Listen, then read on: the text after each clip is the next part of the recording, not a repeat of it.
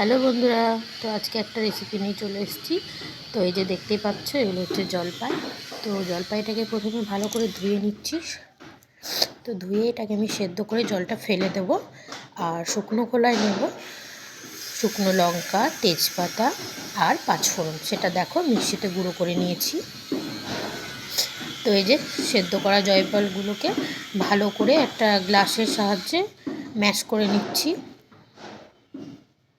তো এই যে হয়ে গেছে। আর এখানে 2 চামচ মতো তেল দিয়েছি, আর সর্ষে আর শুকনো লঙ্কা দিয়ে জলপাইগুলোকে দিয়ে দিলাম। এবার খুব ভালো করে নেড়ে স্বাদ মতো নুন আর হলুদ গুঁড়ো দিয়ে দিচ্ছি, দিয়ে আবারও নেড়ে নিচ্ছি। তো কিছুক্ষণ নেড়ে নেওয়ার পরে আমি এখানে চিনি দেবো না, আমি মিছরি আর নকুনদানা দিয়ে এটা করব। এটা খেতে ভালো হয় হালকার মধ্যে। তো দেখো, আর ভেজে রাখা মশলাটাও এবার দিয়ে দেব। তো দিয়ে ভালো করে নেড়ে নেব। তো ভিডিওটা ভালো লাগলে অবশ্যই কিন্তু লাইক, কমেন্ট, শেয়ার, সাবস্ক্রাইব করে নিও।